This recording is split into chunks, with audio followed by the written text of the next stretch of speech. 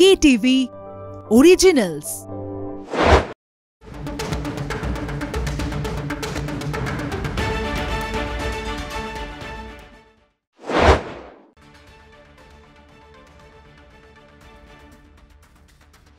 শুরু করছি stadium bulletin powered by SNU, co-presented by Jack Oliver.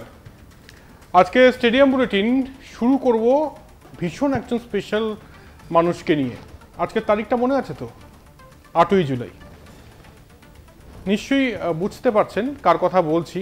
আজকের দিনেই সৌরভ গঙ্গোপাধ্যায়ের জন্ম এবং এই ভারতীয় ক্রিকেটার এবং বাংলার শ্রেষ্ঠ আইকনকে নিয়ে আজকের এই স্টেডিয়াম বুলেটিন। এবং কার সঙ্গে এই স্টেডিয়াম বুলেটিন অবশ্যই প্রত্যেকদিন আপনারা দেখেন, এবং সৌরভ গঙ্গোপাধ্যায়কে যিনি একদম কাছ থেকে দেখেছেন সেই কলকাতা টিভির যুগ্ম সম্পাদক গৌতম ভট্টাচার্যের সঙ্গে আজকে সৌরভ স্পেশাল। স্বাগত আপনাকে।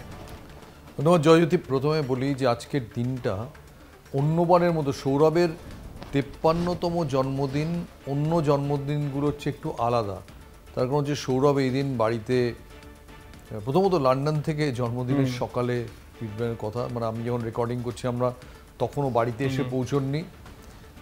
সেকেন্ড হচ্ছে যে আমি কোনোদিন দেখিনি কোনো জন্মদিনের সকালে সৌরভকে লন্ডন থেকে ফিরতে। এক, দুই হচ্ছে এই প্রথম গাঙ্গুলি বাড়ির দরজা খুলে দেওয়া হচ্ছে কমপ্লিটলি অপরিচিত ফ্যানদের জন্যে। সারা ভারতবর্ষ থেকে 150 ফ্যান সেখানে জড়ো হবেন। আমাদের প্রোগ্রাম যেতে যেতে হয়তো সেই ফ্যানরা ঢুকে পড়েছেন সৌরভের বাড়িতে। তার মধ্যে খুব ইন্টারেস্টিং হচ্ছে অনেকে আসবেন চেন্নাই থেকে, অনেকে আসবেন তেলেঙ্গানা থেকে। এই 150 ফ্যানদের খাওয়ার দাওয়ারের ব্যবস্থা আছে। এদের সঙ্গে সৌরভ কেক কাটবেন। আমি অন্য কোনোবার এটা হতে দেখিনি যে সম্পূর্ণ অপরিচিত অজ্ঞাত লোকেরা, অনেকে চিঠি লিখেছে, অনেকে ফেসবুকে লিখেছে তার সেক্রেটারিকে, তাদের এবং কলকাতা থেকে কিছু আছে, জেলা থেকে কিছু আছেন, তাদের সবাই ওই 2/6 বীরেন রায় রোড ইস্ট, যদি ঠিকানা এখনও ঠিকঠাক মনে করতে পারি, সেই ঠিকানায় জড়ো হয়ে তারা সৌরভ তাদের সঙ্গে দেখা করবেন, কেক কাটবেন। কোথাও একটা দাদাগিরির প্রোগ্রামে অনেকের সঙ্গে দেখা হয়, অনেকের সঙ্গে কথা বলেন। এটা বোধহয় একদম আরও বেশি করে বাড়িটা অনেক বেশি করে ওই বিশেষ দিনের একটা অংশে ফ্যানদের জন্য উন্মুক্ত করে দেওয়া। অবশ্যই উৎসবের দিন এবং উৎসব পালন হবে বীরেন রায় রোডে, সেটা বোঝাই যাচ্ছে, যেটা গৌতমদা অলরেডি বললেন। তবে সৌরভ গঙ্গোপাধ্যায়কে ব্যাখ্যা করার জন্য এই 15-20 মিনিটের শো হয়তো যথেষ্ট নয়। তবু আমরা চেষ্টা করব যে যতটা আজকে নস্টালজিক হওয়া যায়, এবং এই সময় সৌরভ গঙ্গোপাধ্যায়কে আমরা যখন দেখছি তখন তাকে কীভাবে ব্যাখ্যা করা যায় সেটা নিয়েও আলোচনা হবে। আগে তুমি বলো যে এখনকার সাংবাদিক হিসেবে, আধুনিক সময়ের সাংবাদিক যে সেভাবে সৌরভকে খেলতে দেখেনি, মানে খেলতে মানে সৌরভের খেলা কভার করার সুযোগ পায়নি। আমি জানি না তুমি 2008-এ নাগপুরে নিশ্চয়ই সেই সময় ছিলে না? ছিলে না। 2012-তেও যখন সৌরভের আইপিএল কেরিয়ার শেষ হয় তখন ছিলাম, তখন শেষের দিকে একদম শেষ। সো তোমার কাছে, তোমাদের মতো এই জেনারেশনের সাংবাদিকদের কাছে সৌরভ গাঙ্গুলি কেমন? সৌরভ গঙ্গোপাধ্যায়ের মানে সাংবাদিক হিসেবে যদি বলি তাহলে মানে মাস্টার ফিগার, এবং আমার কাছে তো ম্যাজিশিয়ান। যে কোনো সময় যে কোনো মুহূর্তে মানে অনেক কিছু করে দিতে পারেন, যেভাবে তিনি বিসিসিআই প্রেসিডেন্ট হয়েছেন। আর সবথেকে বেশি টাচি যেটা, সেটা হয়তো সাংবাদিক পূর্ববর্তী সময়ের থেকে, মানে যখন সাংবাদিক হয়নি, যেটা সৌরভ গঙ্গোপাধ্যায়ের তার কেরিয়ার যেভাবে কামব্যাক, এবং সবথেকে মনে পড়ে যখন ব্যর্থ হই, জীবনে সবাই ব্যর্থ হন কোনো না কোনো সময়, যখন ব্যর্থ হই না তখন ওই একটা মুখ বারবার চোখের সামনে ভেসে আসে সৌরভ গঙ্গোপাধ্যায়, এবং কামব্যাক করার মঞ্চটা, বাঙালিদের কামব্যাক করার মঞ্চটা, এবং অবশ্যই বাঙালির ঊর্ধ্বেও যারা ভারতীয় তাদেরকেও কামব্যাক করার মঞ্চটা কিন্তু দেখিয়েছেন সৌরভ গঙ্গোপাধ্যায়। এবং যখন ভাবি যে ব্যর্থ হয়ে গিয়েছি তখন ওই জোহান্সবার্গের হাফ সেঞ্চুরির পর তার ব্যাট ওঠানোটা হালকাভাবে বা একবার চোখের সামনে ভেসে আসে। তাই এটাই বলবো যে সৌরভ গঙ্গোপাধ্যায়কে ক্রিকেটার হিসেবে হয়তো সেভাবে কভার করা হয়নি, তবে টোটালি যদি বলি তাহলে আমার কাছে একটা বিরাট বিরাট ইন্সপিরেশন। আপনি কি বলবেন? সৌরভ অবশ্যই ইন্সপিরেশন। আমার মনে হয় সৌরভের কাহিনীর এখনও যে কাহিনীটা চলছে, আমার কাছে সবচেয়ে ইন্টারেস্টিং লার্নিং হচ্ছে যে সাফল্য আসবে না রোজ রোজ, সাফল্য অর্ধেক সময় ব্যর্থতা আসবে, কিন্তু রিজেকশনটাকে মেনে নিতে হবে। আমি এর বলতে পারি যে কেরিয়ারের একটা দীর্ঘ সময়ে আমার এই রিজেকশন মেনে নেওয়াটা খুব সমস্যা হতো, এবং মনে হতো যে এই রে, এটা করলে যদি রিজেক্টেড হতে হয় তার চেয়ে সেফ থাকা ভালো, সেফ মোটামুটি সফল যদি থাকতে পারি সেটা বেটার। সৌরভ গাঙ্গুলিকে আমি প্রথম দেখেছি, যে আরেকজনকে দেখেছি আমি বলবো প্রসেনজিৎ চ্যাটার্জিকে, দুজনেই নিয়মিত ট্রোলড হন, এটা দুর্ভাগ্য, কিন্তু এই দুজনকে দেখেছি, স্পেশালি সৌরভকে তো আরও বড় লেভেলে দেখেছি, যে এরা ফেলিয়ারের জন্য পরোয়া করেন না, রিজেকশনের জন্য পরোয়া করেন। অর্থাৎ হয়তো জানেন যে 100 বারের মধ্যে 70 ভাগ আমি রিজেক্টেড হতে পারি, 30 ভাগ যদি সফল হতে পারি তাহলেই যথেষ্ট। লিয়েন্ডার পেজ একদিন একটা ইন্টারভিউতে বলছিলেন, লিয়েন্ডার পেজ হচ্ছেন ভারতের সফলতম, গ্র্যান্ড স্লাম জেতার ব্যাপারে যদি ধরো সফলতম প্লেয়ার, সবচেয়ে বেশি ডেভিস কাপ ম্যাচ জিতেছেন। তিনি জীবনের 74% ম্যাচ হেরেছেন, 26% জিতেছেন। ভাবতে পারো, 74% ম্যাচ একটা লোক হেরেছে, 26% জিতেছে। তার মানে তাকে 74%টাকে হ্যান্ডেল করতে হয়েছে। সচিন টেন্ডুলকার জীবনের 3 ভাগের 1 ভাগ ইনিংসে ব্যর্থ হয়েছেন, কিছু এসে যায়নি।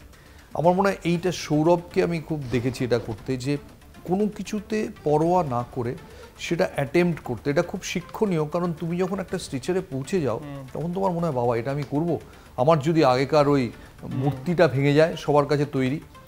এইটা কিন্তু ভীষণ ভীষণ শিক্ষণীয়, যে তুমি থেমে থেকো না, সাফল্য তোমার হাতে নেই, ব্যর্থতাও তোমার হাতে নেই, তুমি তোমার কাজটা করে যাও। এখনও সৌরভের যে ধরনের শিডিউল, আমার মনে হয় সৌরভকে আমার ক্রিকেট খেলার সময় মনে হতো ক্রিকেটের বাইরে বেশ লেজি একটা লোক। এখন তো লেজিনেসের কোনো ব্যাপারই নেই, এখন তো সারাক্ষণ প্রায় মানে একটা ঘোড়ায় জিন দিয়ে চলা একটা লোক, যে কি করে এত কিছু একসঙ্গে মেনটেন করেন আমার একসময় অবাক হয়ে যেতে হয়। অবশ্যই সৌরভ গঙ্গোপাধ্যায় নিয়ে আলোচনা চলছে, আমি রিসেন্ট টাইমে একটু কথায় আসবো অবশ্যই, তারপরে আমরা পরবর্তীতে 90s-এতেও যাব। তবে রিসেন্ট টাইমে বেশ কিছু জিনিস লক্ষ্য করছি, মানে মানুষের মেমোরি হয়তো একটু মানে ক্ষণস্থায়ী হয়ে গিয়েছে এখন, মানে রিসেন্ট টাইমে সৌরভ গঙ্গোপাধ্যায়ের যে ওডিআই কেরিয়ারে 11,363 রান বা টেস্ট কেরিয়ারে 7,000-এর উপর রান, এগুলোকে দূরে সরিয়ে অনেকেই ট্রোল করেন সৌরভ গঙ্গোপাধ্যায়কে, কবে শিল্প আনবেন শালবনীতে, এগুলো নিয়ে আমরা অনেক দেখি যে ট্রোলিং হচ্ছে, এবং অনেক সময় মিস ইন্টারপ্রেটও হন সৌরভ গঙ্গোপাধ্যায়। একদম দায়িত্ব সহকারে বলছি, এই যে এত অ্যাচিভমেন্ট সৌরভ গাঙ্গুলি যা করে দিয়েছে 2008-এর পর থেকে, তিনি মানে 2008-এ তিনি রিটায়ারমেন্ট নিয়েছেন আন্তর্জাতিক ক্রিকেট থেকে, তারপর থেকে তো কোনো ক্রিকেটারকে দেখিনি যে তার ধারে কাছেও যেতে, কোনো বাঙালি ক্রিকেটারের কথা বলছি। এরপরেও এত ট্রোলিং, এত রকম কথা শুনতে হচ্ছে সৌরভ গঙ্গোপাধ্যায়কে, কীভাবে ব্যাখ্যা করবেন এটা? আমি যারা ট্রোল করে আমি একটা বিনীত প্রশ্ন করছি, পাড়ার ক্রিকেটে 25 করেছেন? পাড়া ক্রিকেটে 25 করুন তো, একদিন স্কোরবোর্ডটা আমায় দেখাবেন, পাড়া ক্রিকেটে 25 করেছি। আমায় একদিন দেখাবেন যে কলকাতা বাইরে গিয়ে চাকরি করেছেন, কলকাতা বাইরে গিয়ে চাকরি করে সবার সঙ্গে লড়ে আপনি আপনার কোম্পানির 1 নম্বর হয়েছেন, করে বলছেন ইয়েস সৌরভ খারাপ। আপনি যেখানেই কাজ করুন, আপনি যদি লিলুয়াতে বসেও চাকরি করেন, আপনি জান লড়িয়ে দিয়েছেন দিনের শেষে, এবং আপনার তারপরে মনে হচ্ছে সৌরভ গাঙ্গুলি লোকটা খুব খারাপ। আমি জানি না ট্রোলিং কারা করে, আমাকে আমার ভাই বলেছিল ও খুব বিদেশি ব্যাংকের খুব উঁচু পজিশনে কাজ করে, কেরিয়ারের বেশিরভাগ সময় বাইরে কাটিয়েছে, যাদবপুরের ইঞ্জিনিয়ার, তারপরে IIM আহমেদাবাদ থেকে পাশ করে খুবই বড় চাকরি করে নিউ ইয়র্কে থাকে। ও একবার আমায় বলেছিল যে কলকাতায় বসে তোরা বুঝতেই পারবি না সৌরভ গাঙ্গুলি কী বস্তু, সৌরভ গাঙ্গুলি কী জানতে হলে বাইরে আয়, বম্বেতে আয়, কানপুরে আয়, আমেরিকাতে আয়, লন্ডনে আয়। এবং এটা আমি বলতে পারি, আমি কিছু সর্বভারতীয় প্রতিষ্ঠানে, আন্তর্জাতিক প্রতিষ্ঠানে কমেন্ট্রি হোক, প্রোগ্রাম হোক, অনেক কিছু করার সুযোগ পেয়েছি বা সামান্য কিছু করেছি। বাঙালি এত কোণঠাসা থাকে, মানে এটা শুনতে মনে হতে পারে যে আমি এটা খুব প্রান্তিক ইয়ের মতো কথাবার্তা বলছি, কেন্দ্রের চক্রান্ত না। বিশ্বাস করুন যে সত্যি যখন সর্বভারতীয় লড়াই হয়, অন্যায় করে হোক, সচেতনভাবে হোক, অচেতনভাবে হোক, বাঙালি চূড়ান্ত কোণঠাসা থাকে। লিডার তো ছেড়েই দাও, টিমে চান্স পাওয়া যায় না। তুমি টিমে 12 জনের মধ্যে থাকবে কিনা সেটা ডিফিকাল্ট হয়ে যায়। আজকে লামাত স্কুলে কি সেন্ট জেভিয়ার্স কলেজে একটা চান্স পেতে হলে, অনেক মানে একটা কলেজ টিমে চান্স পেতে হলে এত সব বিভিন্ন প্রদেশের লোকজন থাকে, সেখানে চান্স পাওয়া ডিফিকাল্ট হয়ে যায়। আমি তো দূরে যাচ্ছি না, সেইখানে একটা বাঙালি ছেলে টেন্ডুলকারের সঙ্গে লড়াই করে, রাহুল দ্রাবিড়ের সঙ্গে লড়াই করে, VVS লক্ষ্মণ, যুবরাজ সিংকে রিজার্ভে রেখে লোকটা এত রান করেছে, এরপরে আমি কি তার ক্যারেক্টার সার্টিফিকেট খুঁজবো? আর সেই লোকটার অ্যাচিভমেন্টটা দেখো যে কি করে করলো। আমি তো এক সময় অবাক হয়ে ভাবি যে করলো কি করে। আর নেহাত ডিজিটালি সাক্ষ্য আছে, নইলে একটা সময় লোকে বলতে সত্যি কি এত ভালো ছিল। একদমই, আমি ওটাই মানে বারবার এটাই বলার চেষ্টা করছিলাম যে এত অ্যাচিভমেন্ট লোকের, এবং কোথাও গিয়ে মানে বাঙালির কিছু সংখ্যক বাঙালি, সবাই নয়, যে এত ট্রোলিং করার যে প্রবণতা, এবার এটা থেকে বেরিয়ে আসুন। আমরা যখন অন্যান্য স্টেটে যাই, কোনো প্রেস বক্সে যাই, তখন কিন্তু সৌরভ গাঙ্গুলির নামটা নিলে এখনো পর্যন্ত গর্ব অনুভব আমি করি। যেখানে ভারতবর্ষে ক্রিকেট শুরু হয়েছে, ভারতবর্ষে ক্রিকেট শুরু হয়েছে কিন্তু বোম্বাই জিমখানা থেকে, যেটা বম্বে জিমখানা। বম্বে জিমখানা যেখানে বোম্বাইয়ের সমস্ত ফেমাস ক্রিকেটাররা, যে তার মেম্বার রবি শাস্ত্রী থেকে শুরু করে সুনীল গাভাস্কর, যেখানে প্রথম ভারতবর্ষে টেস্ট ম্যাচ হয়, আর হয় না। তাই ভারতবর্ষের প্রাচীনতম টেস্ট সেন্টার এখন ইডেন গার্ডেন্স, যেহেতু মুম্বাই জিমখানায় আর বড় ক্রিকেট হয় না। সেই মুম্বাই জিমখানাতে একটা অনুষ্ঠানে আমি বছর 10 আগে, সৌরভ সেখানে সম্মানিত হচ্ছিলেন। দিলীপ সরদেশাই স্মৃতি অ্যাওয়ার্ড কিছু একটা রাজদীপ সরদেশাই দিচ্ছিলেন। ওই অ্যাওয়ার্ডের শেষে আমার সৌরভকে কিছু জিজ্ঞাসা ছিল, বেরিয়ে উল্টো দিকের যত দোকান ছিল সমস্ত দোকান থেকে ঝাঁপিয়ে পড়ে মানুষ চলে এসেছিল। এবং আমার মনে হয় সৌরভ কেরিয়ারের শুরুতে যতটা ফেমাস ছিলেন, কেরিয়ারের সেকেন্ড পার্টে তার চেয়ে অনেক বেশি খ্যাতি বেড়ে যায়। প্রথম পার্টে ওকে মনে করা হতো এলিট, এই কিছুতেই প্রলেতারিয়েত নয়, সবার সঙ্গে মেশে না, মাস নয়, নাকুচু রাজপুত্র। সেকেন্ড হাফে যখন গ্রেগ চ্যাপেলের ঘটনাটা ঘটলো, ওই পোস্ট পিরিয়ডে তুমি যদি গিয়ে তুমি আইপিএলের সময়, সৌরভ যখন আইপিএল খেলেছেন বিভিন্ন মাঠে, পুনের মাঠে, দিল্লির মাঠে, যদি রিয়াকশনগুলো দেখতে, তাহলে তুমি বুঝতে যে এই লোকগুলো যা বলছে, এদের কি মাথা খারাপ হয়ে গেছে? বলছেটা কি? বলছে তো একটা রাজনীতির কোনো একটা, ক্রিকেটের সঙ্গে কি সম্পর্ক? একেবারেই। আর কোনোভাবেই ক্রিকেটীয় দক্ষতা যেটা সৌরভ গাঙ্গুলির, সেটা কিন্তু খাটো করা যায় না। এবং যেটা আমি একটু আগেও বললাম, ক্রিকেটীয় শুধু নয়, ক্রিকেটের মাধ্যমে ঠিক যে হিউজ মোটিভেশনটা সৌরভ গাঙ্গুলি বাঙালিকে দিয়েছেন, যে স্টেচারটা দিয়েছেন সর্বভারতীয় ক্ষেত্রে, বিশ্বাস করুন সর্বভারতীয় ক্ষেত্রে কিছু নেই। খুব কম বাঙালিকে সর্বভারতীয় ক্ষেত্রে সম্মান করা হয়, রেয়াত করা হয় যে কোনো। তাই বারবার করে বলছি, আমি এই যে পোস্টগুলো আসে বারবার খেয়াল করি, কলকাতা বাইরে থেকে কজন, কলকাতা বাইরে থেকে রিয়েল অ্যাচিভার কজন, রিয়েল স্ট্রাগলার, অ্যাচিভার হওয়া না, যে রিয়েল স্ট্রাগল করেছে সে বুঝতে পারবে। এই চায়ের দোকানে বসে রাজা হুজির মেরে তুমি যদি লিখে দাও, একটা সবার হাতে এখন তো একটা স্মার্টফোন আছে, একটা পোস্ট করে দিলেই হলো, একটা যে কোনো কিছু বলে দিলেই হলো, কিছু এসে আন। এখন তো হয়ে গেছে যে কোনো বিখ্যাতকে তুমি যত ইচ্ছে গালাগাল করবে তত ভালো। সেটাই বলার যে সৌরভ গঙ্গোপাধ্যায়কে সোশ্যাল মিডিয়ায় সীমাবদ্ধ করে রাখলে হয়তো মানে সেটা সঠিক ব্যাখ্যা হবে না, এবং ট্রোলাররা ট্রোলিং করবেন। তবে এইটা প্রসঙ্গ নিয়ে আমি আলোচনাই করতে চাই, গানটাই যথেষ্ট, অ্যাচিভমেন্টটা যথেষ্ট। একদম একদম একটা ছোট্ট বিরতি নেওয়ার সময় হয়ে গিয়েছে। তবে সৌরভ স্পেশাল চলবে, ছোট্ট বিরতি, ফিরছি খুব শীঘ্রই। ফিরে এলাম স্টেডিয়াম বুলেটিনে, জয়জ্যোতি রয়েছে আপনাদের সঙ্গে। আলোচনা চলছে, বলা যেতে পারে যে সেলিব্রেশনও চলছে কলকাতা টিভি স্টুডিওতে সৌরভ গাঙ্গুলিকে নিয়ে।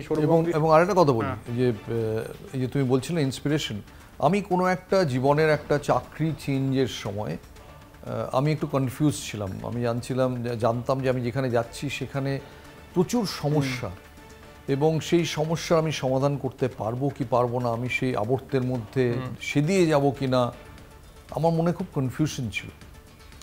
আমি সৌরভকে ফোন করি দুটো কারণে, এক যে আমি যেখানে যাচ্ছি যেন সাপোর্টটা পাই, সেকেন্ড হচ্ছে যে আমার মনের মধ্যে একটা কনফিউশন হচ্ছে, তুমি তো দীর্ঘদিন মিডিয়ায় কাজ করছো, মিডিয়ার সঙ্গে তোমার কি মনে হয়?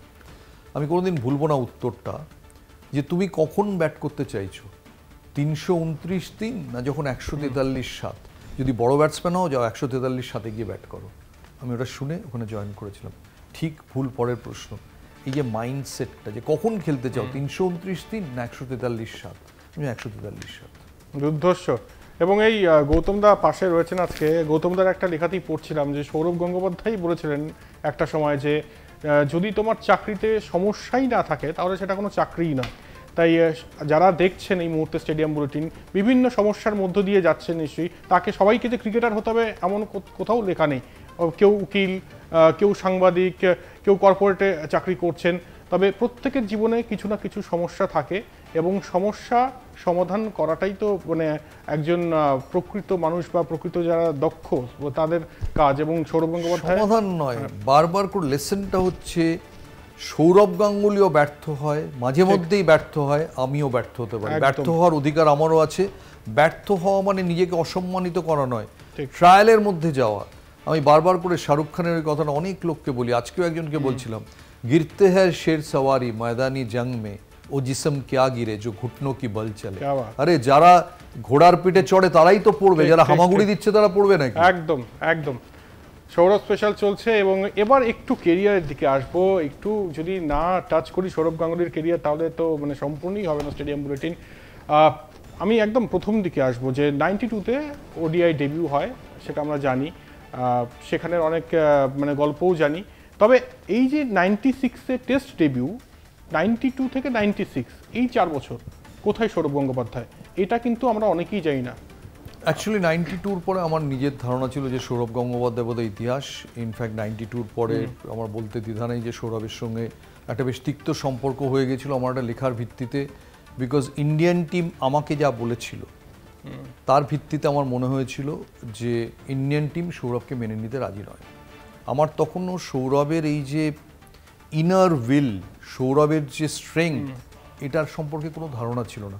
আমি তার আগে যেসব বাঙালি ক্রিকেটারদের ঘেটেছি, দেখেছি, পরিচিত হয়েছি, তাদের মাইন্ডসেট অনুযায়ী সৌরভকে ভেবেছিলাম যে এরপরে এই লোকটা চক্রব্যূহে ঢুকবে, ঢুকে বেরোবে কি করে? এ তো সবাই দাঁড়িয়ে আছে যে শুধু মানে আমি কি কটা নাম বলবো। আমার এক এক সময় অবাক লাগে, আমি যেটা দেখেছিলাম সেগুলো কি অপটিক্যাল ইলিউশন ছিল? এই লোকগুলোই তো আজকে অন্য কথা বলছে। কাজেই ওই অভিজ্ঞতাটা আমার শিখিয়েছিল যে জীবন খুব বিচিত্র। এবং মানে তুমি আমায় যদি বলো যে কে ভালো কথা বলেছিল, আমি বলতে পারবো না এই সিচুয়েশন থেকে। কারণ আমার বোঝা উচিত ছিল, তখন আমারও বয়স কম ছিল, আমার বোঝা উচিত ছিল যে সারা ভারতবর্ষ বাঙালি ক্রিকেটের একটা প্রোটোটাইপ করে নিয়েছে। কি প্রোটোটাইপ না, প্রথমত তার মধ্যে ট্যালেন্ট নেই, সেকেন্ড হচ্ছে আচ্ছা ঠিক আছে ট্যালেন্ট হয়ে এলো, তাকে নম্র থাকতে হবে, সে কোনো ব্যক্তিত্ব দেখাতে পারবে না, কারণ ও তো আমরা ঢুকিয়েছি কি বাংলা আবার কি ক্রিকেট খেলবে। এই একটা লোক এসে যে পাল্টা মারবে, যে মুহূর্তে দুটো স্কোয়ার কাট মারবে, বাকি ভারত তাকে খাঁচায় ঢুকিয়ে দিতে চাইবে। এই ব্যাপারটা আমি ধরতে পারিনি যে ভারতবর্ষ চাইছে, বাঙালির ক্রিকেট ভারত চাইছে এমন বাঙালি যে আর নরম সরম হবে, কথা বলবে না। আমি কোনো অসম্মান করে বলছি না, ঋদ্ধিমান শাহ টাইপের, কোনো বিতর্ক চায় না, নিজের কাছে চুপচাপ করে যাবে, যে আছে কি না সবসময় বোঝা যাবে না, নিঃশব্দ থাকে, এইটা চেয়েছিল। চাইনি এমন কাউকে যে লোকটা পাল্টা ক্যাপ্টেন হওয়ার চেষ্টা করতে পারে। এই জায়গাটাতেই গন্ডগোলটা হয়ে যায়, ওদের বুঝতে, আমার বুঝতে, বাকি সবার বুঝতে। একদম। এরপর 96 ট্যুর নিয়ে তো একটু আলোচনা করতেই হবে। এবং 96-এ যখন তার সিলেকশন হয় ইন্ডিয়ান টিমে, তখনও কিন্তু এই আওয়াজটা উঠেছিল যে কোটার ক্রিকেটাররা। ঘটনাচক্রে তিনি সুযোগ পান ভারতীয় দলে, নবজোৎ সিং সিধু কন্ট্রোভার্সি হয়, তিনি লর্ডসে তার অভিষেক হয়, এবং তারপর ট্রেন্ট ব্রিজেও আমরা সেঞ্চুরি দেখি সৌরভ গঙ্গোপাধ্যায়ের। এই যে শুরুটা সৌরভ গাঙ্গুলির এবং এই ইংল্যান্ডের এই সফরটা, আমি তোমায় বলি একটা কথা, যে আমাদের জেনারেশন, আমরা যে সময় বড় হয়েছি, আমরা যে সময় টিনেজার ছিলাম, আমরা উই ওয়ার অবসেসড উইথ অম্বর রায়। আমি অম্বর রায়ের চেয়ে স্টাইলিশ বেঙ্গলি ক্রিকেটার আজ পর্যন্ত দেখিনি। নিয়ারেস্ট আসতে পারেন স্নেহাশিস গাঙ্গুলি। অম্বর রায় ওয়াজ ম্যাচলেস। এখনও বলছি, তুমি যদি আমায় এক্ষুনি বলো যে একটা 3 ওভারের ক্রিকেট ম্যাচ দেখবে, কার ব্যাটিং দেখবে, অম্বর রায় না সৌরভ গাঙ্গুলি, আমি অম্বর রায় বলবো। আমার জন্য, জীবনের জন্য বলবো না, বাট নর্মালি দেখার জন্য।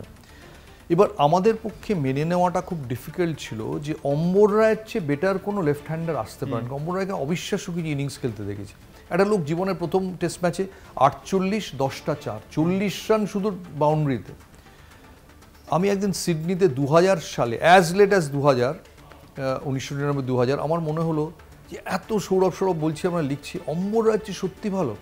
আমি ইন্ডিয়ান নেটের পেছনে দাঁড়িয়ে, ইউজুয়ালি ইন্ডিয়ান নেটের পেছনে দাঁড়ানো যায় না, সিডনি মাঠে ওখানে একটা স্কোপ ছিল, আমি আধ ঘন্টা দাঁড়িয়ে সৌরভের নেটে, এই 5 গজ দূর থেকে তো আমরা সৌরভকে দেখতে পাই না, আমরা সৌরভকে প্রেস বক্স থেকে দেখি। আমি দাঁড়িয়ে পেস বোলারদের বলে সৌরভের ব্যাটিং দেখছিলাম, শ্রীনাথ, ভেঙ্কটেশ প্রসাদ, যে অনেকে ছিলেন। অবিশ্বাস্য, লেভেলটাই অনেক হায়ার। এবং আমরা বারবার করে সৌরভের হয়তো গ্রিড, ডিটারমিনেশন এগুলো বলি, ট্যালেন্টটাও অনেক উঁচুতে। আবার বলছি, একটা টিমে টেন্ডুলকার, দ্রাবিড়, লক্ষ্মণ, সেহবাগ, যুবরাজ, সেখানে জায়গা করে তুমি ভাবতে পারছো? একটা, আমি বেঙ্গল প্রো টি20 টুর্নামেন্টটা কমেন্ট্রি করছিলাম, ভাবছিলাম যে 1/4 সৌরভও কি আছে, তাহলেও তো সে মাতিয়ে দিয়ে চলে যাবে। উত্তর নেই। আর কবে আসবে কেউ জানে না। আমার ধারণা আমার জীবদ্দশায় আসবে না, তুমি পেলেও পেতে পারো। দেখা যাক। তবে মনে হয় না আমিও আমার জীবদ্দশায় পাবো। সৌরভ গাঙ্গুলি সত্যি মানে নস্টালজিয়া, পুরো একদম নস্টালজিয়া। 97, 99, 2000 আমার কাছে এখনো পর্যন্ত সচিনের উপরে ব্যাটসম্যান সৌরভ গঙ্গোপাধ্যায়। 98টা পুরো সচিনের, 97, 1997, 1999, 2000 সৌরভ গাঙ্গুলি কি জিনিস যারা যারা দেখেননি, যাদের পরবর্তী মানে 2000 পরবর্তী সময়ে জন্ম, তারা প্লিজ আমার কপিল দেব বলেছেন, কপিল দেব যে কপিল দেব ম্যানেজার, সৌরভ ক্যাপ্টেন, কি তখন সৌরভ ক্যাপ্টেন হয়ে গেছেন, এবং সৌরভের সঙ্গে কোনো ম্যানেজারের সম্পর্ক ভালো থাকার কথা না, কপিল দেবের সঙ্গে যে দারুণ ছিল তার নয়। সেই কপিল দেব বলেছিলেন আমি ওকে মুগ্ধ বিস্ময়ে দেখেছি, কারণ আমি ডেভিড গাওয়ার ছাড়া কোনো ব্যাটসম্যান পৃথিবীতে ওয়াসিম আকরমকে ভালো খেলেছে দেখিনি। ও অ্যাডিলেডে ওয়াসিম আকরমকে যা মেরেছে তাতে আমি ও যা ইচ্ছে করতে পারে, আমি ম্যানেজার হিসেবে খুশি না হতে পারি, কিন্তু ক্রিকেটার হিসেবে আমি বলবো যে দাদা ক্রিকেটার ওয়াসিম আকরমকে যেরকম মারতে পারে তাকে আমি সম্মান করি। দাদা ক্রিকেটার, এর থেকে বড় কমপ্লিমেন্ট আর কি হবে। তবে সৌরভ স্পেশাল চলছে, সময়ের বেড়াজাল আমরা মানছি না, ছোট্ট বিরতি নেওয়ার একটা সময় হয়েছে অবশ্যই, এখন একটু মানতে হবে অবশ্যই, একটা ছোট্ট বিরতি। প্রোডিউসার কিন্তু গ্রেগ চ্যাপেল। ফিরছি খুব শীঘ্রই, সঙ্গে থাকুন। ফিরে এলাম stadium বুলেটিনে।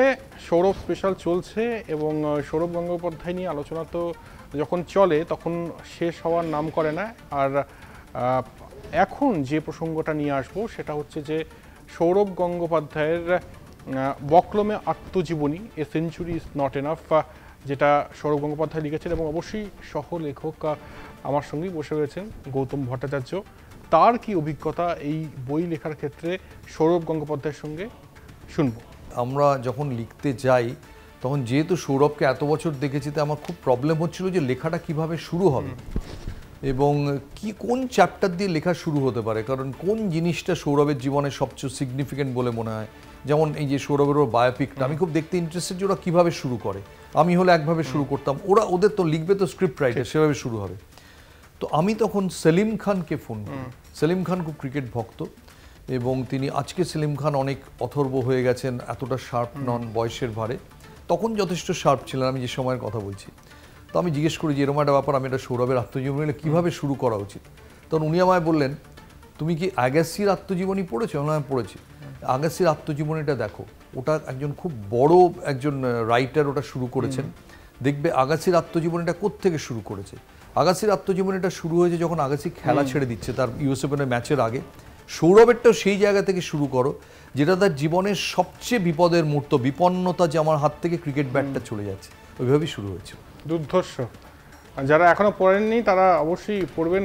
A centuries not enough, সহ লেখক ছিলেন গৌতম ভট্টাচার্য।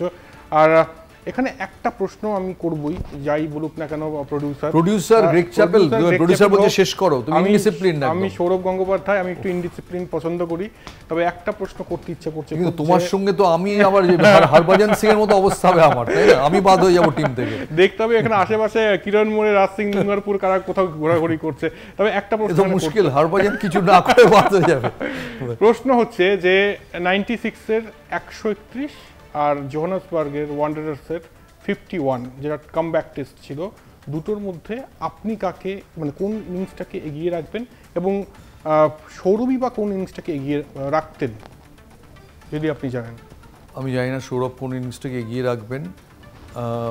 আমার কাছে অ্যাডিলেডের ওই ইনিংসটা আমি ভুলতে পারি না, কারণ অপোনেন্টে ওয়াসিম, ওয়াকার, শোয়েব, মানে ঠিক মিন্টু, বিল্টু আর টুনটু নয়, এই তিনটে লোক ছিল অপোনেন্টে, যারা মার্কাটারই সেই সময় বেস্ট ফর্মে। ওই ইনিংসটা ভুলতে পারি না। টন্টন অবশ্যই, এবং জোহানেসবার্গেরটা বোধহয় টপ হবে, কারণ ওটা টেস্ট ক্রিকেট, ওয়ানডেতে ফিল্ডিং রেস্ট্রিকশনস থাকে, শ্রীলঙ্কার বোলিংয়ের তুলনায় ওটা অনেক কঠিন, সাউথ আফ্রিকার মাঠে, এবং এমন পরিবেশে যে ভারত ওয়ানডে সিরিজে 1-4 হেরে মনোবল বলতে কিছু নেই, সবাই আউট হয়ে যাচ্ছে, আর তুমি দুটো বোলার খেলছো, একটা বোলার খেলছো ওখানে সাউথ আফ্রিকান, আরেকটা বোলার খেলছো ড্রেসিং রুমে গ্রেগ চ্যাপেল, আর 3 নম্বর বোলার নিজের মনের মধ্যে যদি কোনো কনফিউশন থেকে থাকে যে আমি এত কিছু কাঠখড় পুড়িয়ে এসেছি, আমি না ব্যর্থ হই, এই তিনটেকে সামলে ক্রিকেট খেলা সহজ কথা না। অবশ্যই একদম, মানে সংক্ষেপে শেষ করতে হবে, এবার শেষ করতে হবে অবশ্যই। তবে একটা প্রশ্ন, তার রিটায়ারমেন্টটা আচমকাই এসছে, আমার এখানেই প্রশ্ন যে শ্রীলঙ্কা সফর হয়েছিল, আমরা জানি অজন্তা মেন্ডিস শেষ করে দিয়েছিল ভারতীয় টিমকে, একমাত্র বীরেন্দ্র সেহবাগ ছাড়া বড় নাম যত ছিল সবাই ফেল, তারপরে ইরানি ট্রফিতে সৌরভ গঙ্গোপাধ্যায়কে নেওয়া হয়নি। এটাই কি অনুঘটকের কাজ করে রিটায়ারমেন্ট নেওয়ার ক্ষেত্রে? নইলে কি সৌরভ গঙ্গোপাধ্যায়কে আরো বেশি দেখতে পারতাম? অ্যাবসলিউটলি নইলে সৌরভের যে রান ছিল বাদ দেওয়ার কোনো জায়গাই ছিল না। ভারতীয় ক্রিকেটে সেই সময় যদি জগমোহন ডালমিয়া সমহিমায় থাকতেন তাহলে এই রিটায়ারমেন্টটা ঘটতো না। আমি খুব জোর দিয়ে বলতে পারি 2008-এ নাগপুরে যেটা ঘটেছে, জগমোহন ডালমিয়া বোর্ড প্রেসিডেন্ট থাকলে সেটা হতো না। অনেক অজানা কাহিনী। এবার শেষ করে আমি হরভজন, যুবরাজ, সেহবাগ মানে পুরো বাদই চলে যাব।